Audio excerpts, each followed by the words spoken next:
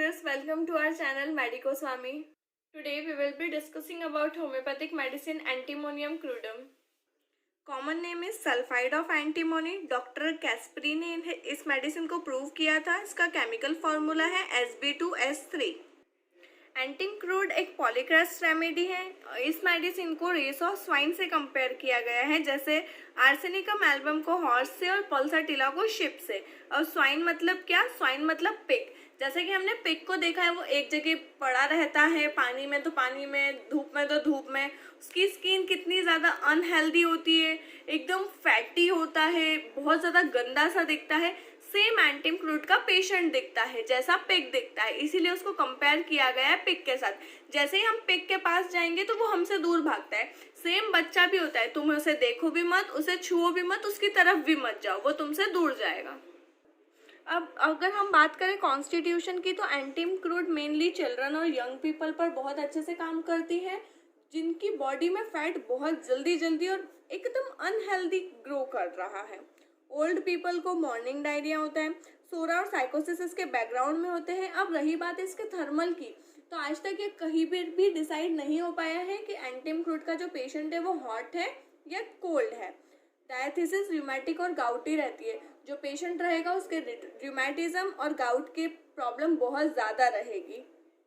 जो red strand है इस रेमेडी का, वो है thick milky white coat on the tongue. जो पेशेंट रहेगा उसकी टंग एकदम वाइटिश रहेगी।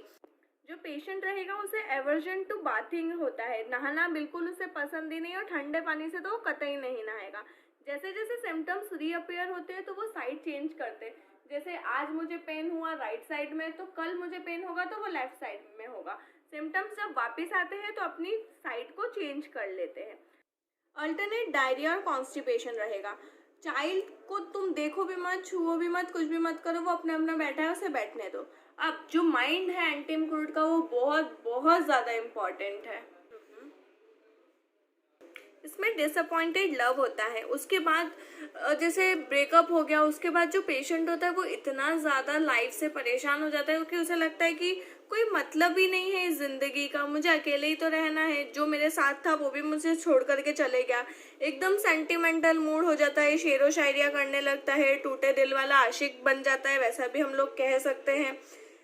वो किसी से बात ही नहीं करना चाहता है। अब जो इंसान पहले इतना जॉली नेचर का था कि सबके साथ घूमता था फिरता था, आफ्टर ब्रेकअप अब वो ऐसा हो गया है, उसे किसी के साथ रहना ही नहीं है, कहीं बात ही नहीं करनी है। छोटी छोटी सी चीज़ों पर, छोटी छोटी सी बातों पर वो गुस्सा हो जाता है। उसे मरने के ख्याल आते हैं और उसे सुसाइड करनी होती है, लेकिन कैसे, ये इम्पॉर्टेंट है। वो डूब करके मरना चाहता है। जो कमिट सुसाइड बाय ड्राउनिंग जो सेंटेंस लिखा है, उसका मतलब ये है कि वो डूब करके मरना चाहता है। इरिजिस्टिबल डिज़ायर होता है राइम्स और पोएम्स में बातें करने का। वो हमेशा ऐसे ही बातें करते रहता है।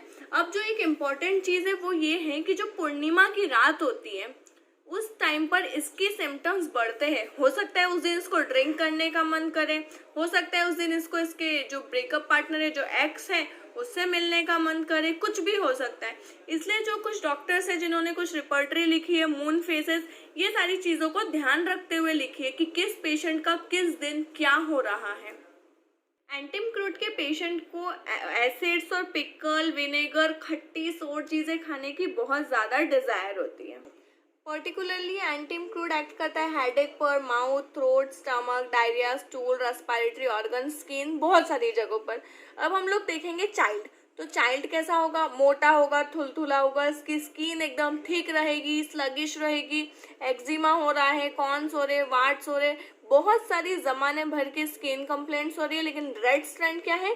Thick milky white coating. बच्चे को नहाना पसंद नहीं है, उठाना पसंद नहीं है, बात करना पसंद नहीं है, कुछ पसंद नहीं है।